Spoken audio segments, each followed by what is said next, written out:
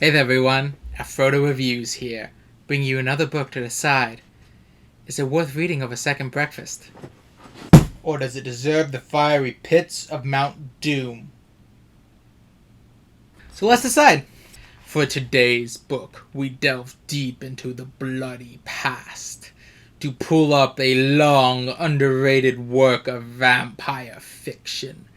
A vampire that existed long before the credited first of the vampires.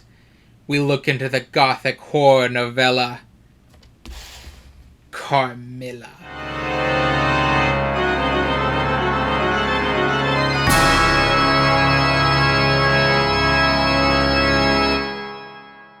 Carmilla is an 1872 Gothic horror novella written by Joseph Sheridan Le Fanu and published as a serial in the Dark Blue, which was a London-based literary magazine published monthly from 1871 to 1873 and sold for 1 shilling per issue. Carmilla is one of the earliest known works of vampiric fiction, predating Bram Stoker's Dracula by almost 26 years. I couldn't find much about how it was received when it first came out, though from the time I would definitely say that its reception has definitely grown. In addition, you could also argue that this work has had significant influence on how Dracula turned out, and therefore most vampiric fiction afterwards, with characters in Dracula that feel like flat-out XPs of characters from this book, and certain things like the symptoms of their victims being comparable, or the titular antagonist even concealing their identity in the same way, pretending to be descendants of an ancient bloodline, only to reveal that no, they're the person they're claiming to be a descendant from. It's very interesting stuff. In this way it can move unseen among its enemies. Son of Dracula, searing the screen with new terror in this weird tale of the living dead who rise from the grave at night to prey on unsuspecting victims. Now, before we get into the story, let's start what we always do. The cover. To go into every cover that existed for this book is probably a fool's errand. This book is over 150 years old at this point, and I do not feel like digging up every cover that it's ever had. This one in specific, though, is mildly disappointing. The artwork doesn't feel like it was made for this book. It feels like it was taken off the internet from someone's normal female vampire, and it fit Carmilla best good enough on her description, so they just tossed it up there. I'm not stating that for a fact, but it's just what it feels like. To further my point, when we get to the back. Now, for those of you who watched my TBR, you know when I picked out the books and read you the synopsis on the back, just so you knew what I was doing throughout the month, you already know something was wrong with the back. It was the only synopsis I didn't really read because it didn't really tell you about the book. It just spoke about the book in general. It was more of a generalization of the book and its history rather than the story within the pages.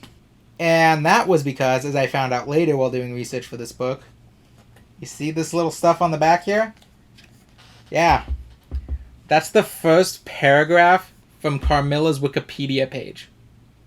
Word for word. Literally, there's one sentence cut off, or a part of a sentence cut off. Otherwise, this is just the first paragraph from the Wikipedia page.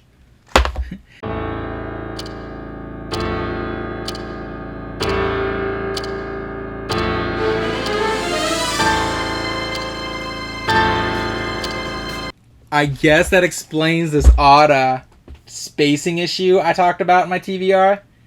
Because if you just copy and pasted that from the internet, I can see why it happened. Now, moving on to the story itself. It's about a young woman named Laura who lives with her rich father, who remains unnamed throughout the book, in a small country named Styria. I don't know how it's pronounced, but I thought it was a fake country until I looked it up.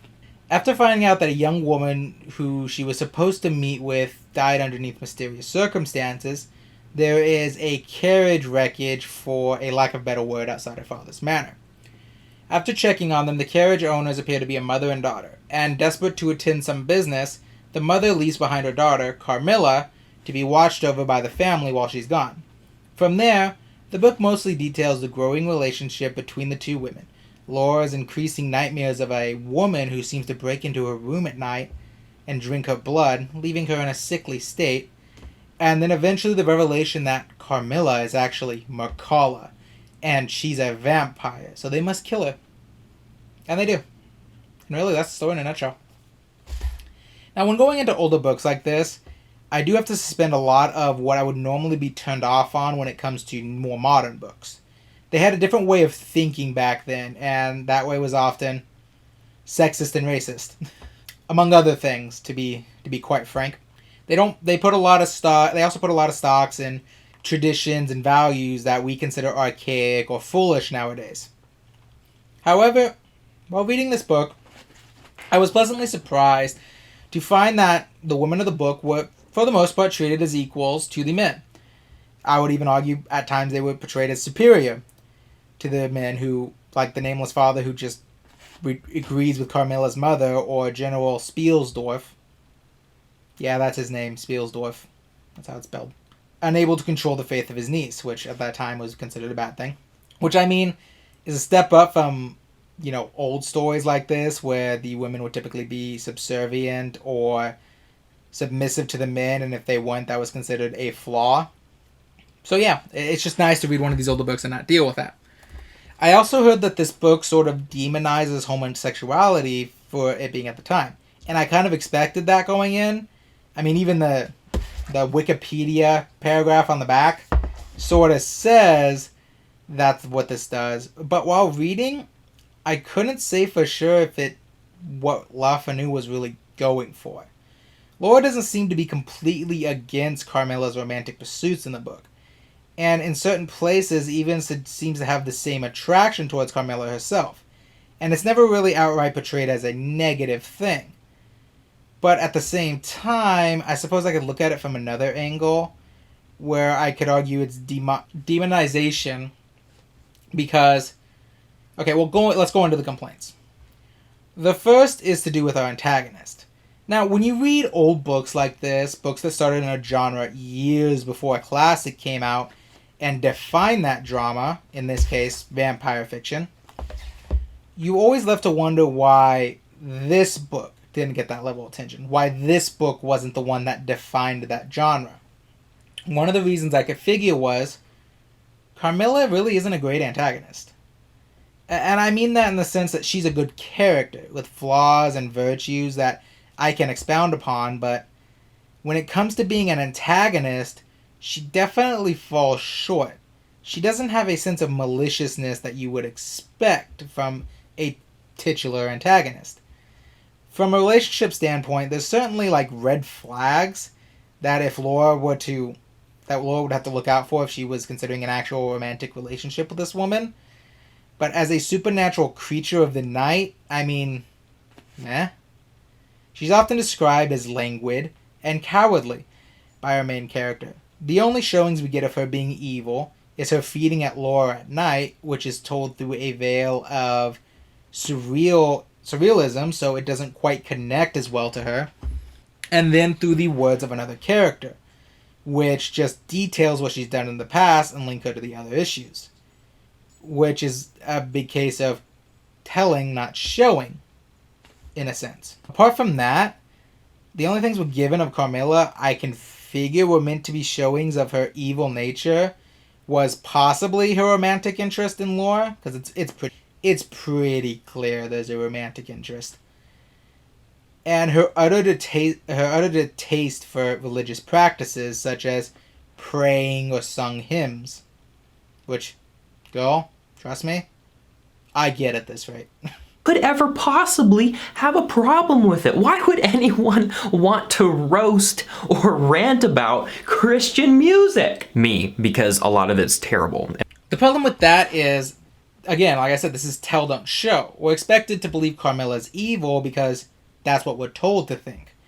And what showings of her evil that we do get are too separated from Carmilla in the reality of the book, like with Laura's nighttime feedings. In one of these feedings, she even sees Carmilla as a cat-like creature not Carmilla herself. But Carmilla never portrays these shape-shifting powers in the future. So you're kind of wondering, was that really Carmilla? Was Laura hallucinating as Carmilla did it? Did Carmilla cast some kind of illusion spell on her? It's never explained. And then finally, when they do go after her and confront her as a vampire, she's basically ambushed while sleeping and is killed about 2 or 3 pages after the confrontation begins. She's killed by characters we didn't really get to know until the latter half of the book. In essence, our titular antagonist lacks the stage presence needed to leave a good impact as the villain. Oh, you're a villain, all right. Just not a super one.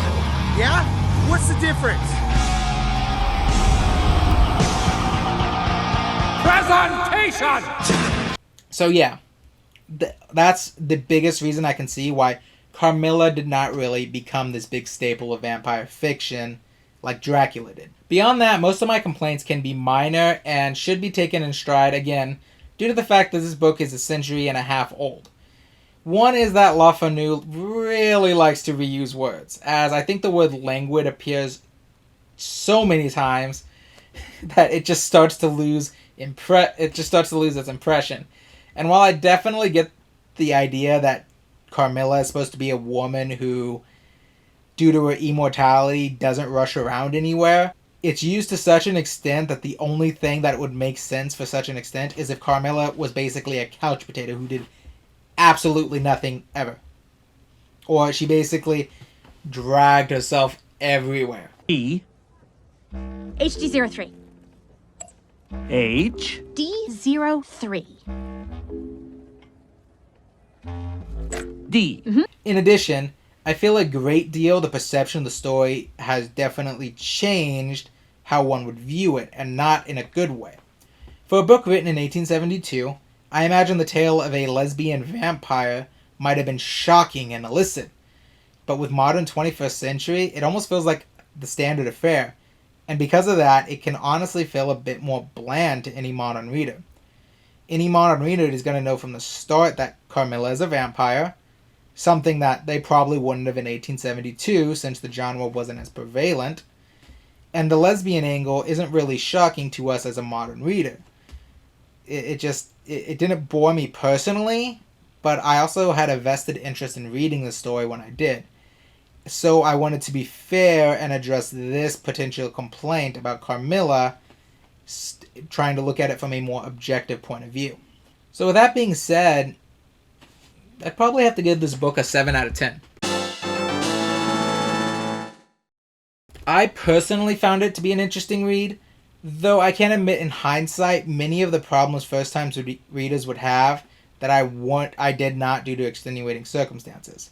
I like the characters and the relationships that are slowly formed, but can admit it can be boring and slow to a modern-day reader, where these ideas are no longer novel or controversial anymore. And while I like Carmilla as a character, as a villain, I definitely found her lacking in those terms, with most of her villainy things either relegated to a surreal dream sequence or here's what she did when you weren't around, tellings from other characters, as she's otherwise described as a cowardly, lazy individual. I think even Laura says at one point the only person she knows who's more cowardly than herself is Carmilla. Honestly, cut out some things. This is a tale about lesbians. That's pretty much it. I would recommend this story for anyone looking into the origins of how vampires began in terms of literary fiction, or if they're looking for a mild tale of Gothic horror which involves lesbians. But other than that, I really don't know who I'd recommend this book for personally. With that being said, we must look to the future. Unlike undead fiends of the night, we do not have the immortality to rule our decision and guide our gazes. And in my future, I see a relic of literary work. But until then, remember, with every book comes an adventure, and every adventure is worth having. Even the undead ones. Oh, that was probably stupid.